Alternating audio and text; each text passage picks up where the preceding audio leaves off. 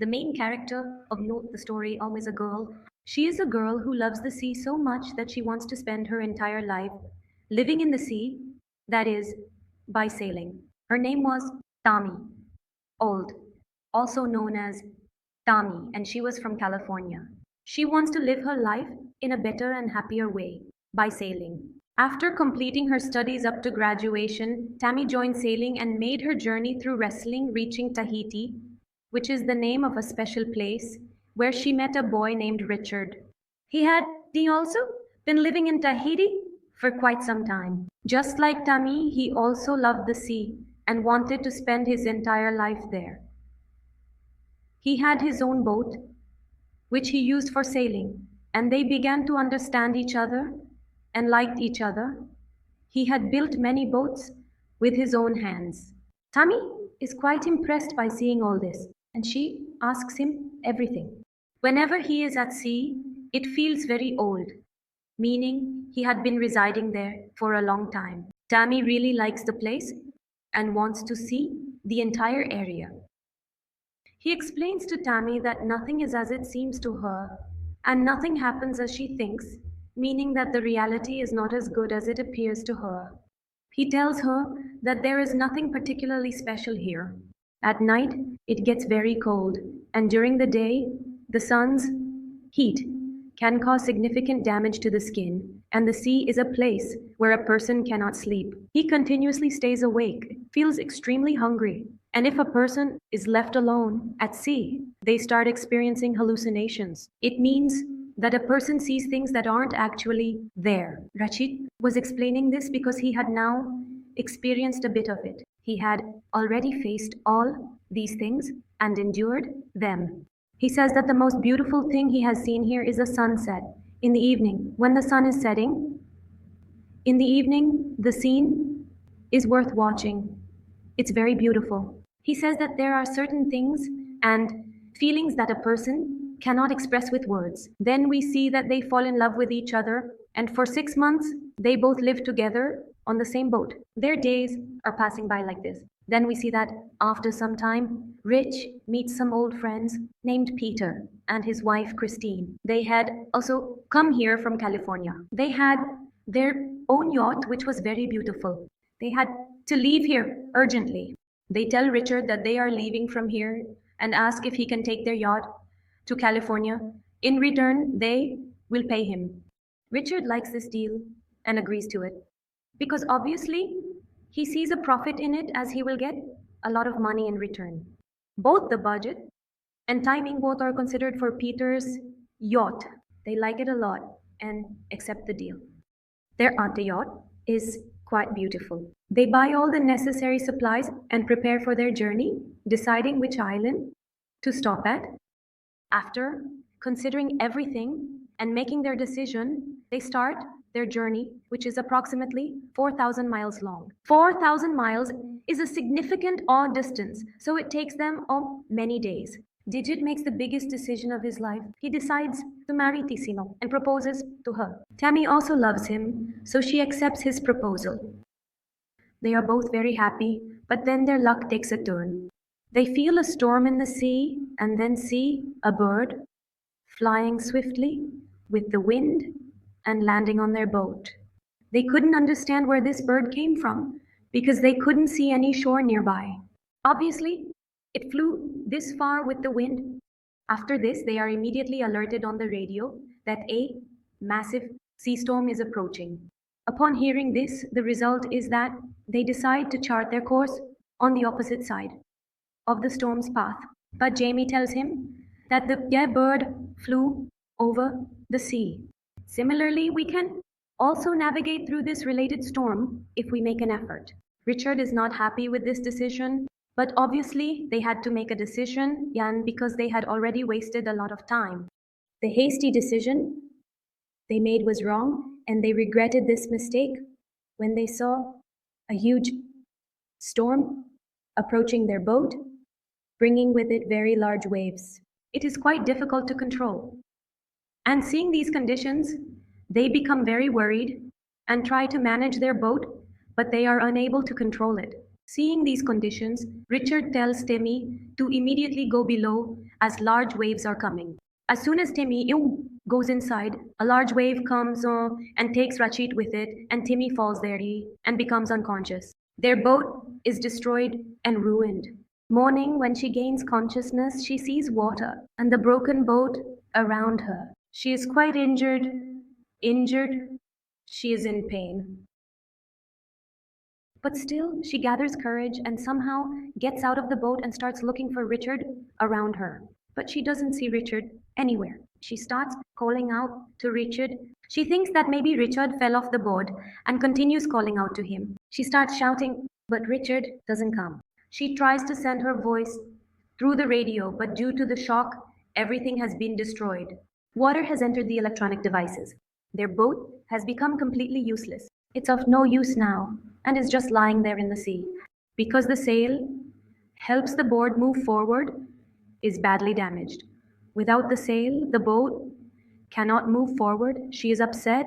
She has lost Richard. She sees a small board, her belongings, the board that is lying on their board, and she also thinks that maybe there is a result with that board. That small board is quite far from their boat.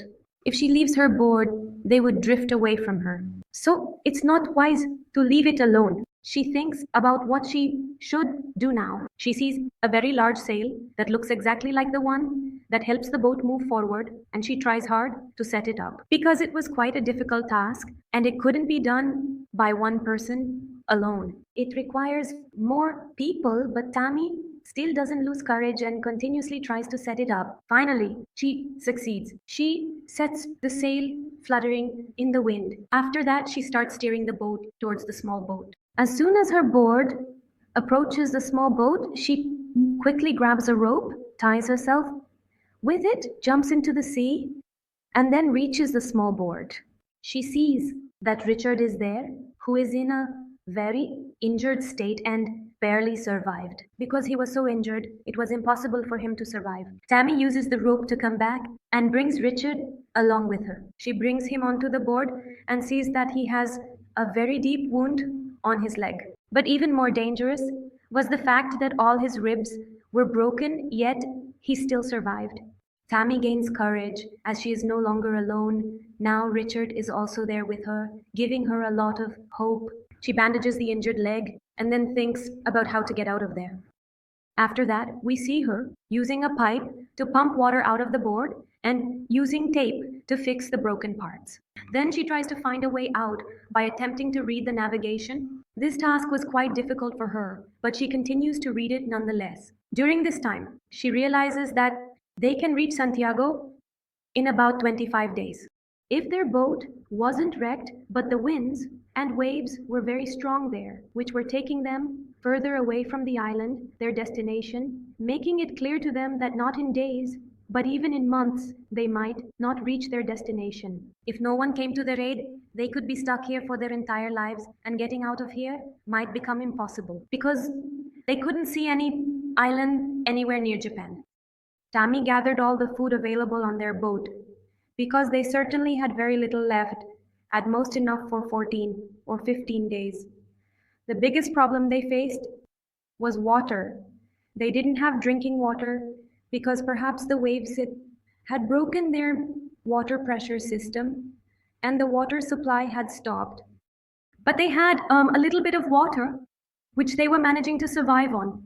These conditions were testing them in a place where no one slips and no jackal is present. They were so far from the shore that anyone couldn't even imagine it. They felt as if they would never leave this place. They got lost here, and indeed, they were truly lost here. They could clearly see their death approaching. Firstly, they were trapped in the sea, in a place where their survival was impossible, and secondly, their food supply was diminishing day by day. And the biggest problem was that Tami, being a vegetarian, was very troubled, to which she was reassured that our food could never run out. If you catch fish from the sea, and Tami outright refuses to do so. But even after that, she still tries, but fails every time. Tami realizes her mistake. She apologizes in such a way that it was of no use because she was already in a bad state and her bones were broken. It starts raining, which makes Tammy very happy, and she starts shouting with joy. They use all the utensils they have available. They fill all of them with the rainwater. But it was not enough for their survival. They also needed food, and day by day, their condition was worsening. Both of them are lying down. Tammy sees a board in the distance, a very large one, and she immediately fires. She tries to call them by firing, but they leave without them, thinking that there couldn't possibly be a boat here. They had been there for almost 20 days, and their condition was getting worse and worse.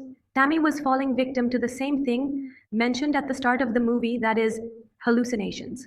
Tammy was feeling strange and bizarre changes within herself. She felt like she was going crazy and had become convinced that she wouldn't be able to escape from there and would die right there. They had a few bottles of wine, which they were using to get by and fill their stomachs. Tammy worked very hard and struggled a lot to save Richard. They had been living on the boat for almost 40 days, and Tammy started doing a lot. We had told you that Richard also mentioned to her that if a person stays at sea for a long time, they start seeing everything as deceit and betrayal. And Tammy was also going through all these situations, and this was after Rich had died when their patrol boat sank. She was experiencing all this because she was in shock and under a lot of stress, as she couldn't get over the trauma of losing Richard, and her list was so powerful. She was still feeling Richard's presence. All of this was because the Richard she was feeling wasn't actually there. She kept talking to herself in solitude, feeling as if Richard was around her because she loved Richard so much. Accepting the fact that she had lost Richard forever was quite difficult, and after 40 days had passed, she finally came to terms with the reality that Richard was no longer there, and now she was stepping out into the world on her own quite often. In the film, we see that she feels Richard's presence. She sees him, but in reality, it is not so. However, her luck was good, as life gave her another chance, and she sees a boat approaching her from a short distance away. This time, too, she fires the gun, and then those people realize that someone is there. After so many days in such impossible conditions, which I have already mentioned to you at the beginning, she survives. She stays there for almost 41 days, which is quite a long time to be at sea. It can be a very bad experience, but her life is saved. And this movie is very impressive. Enjoying shore.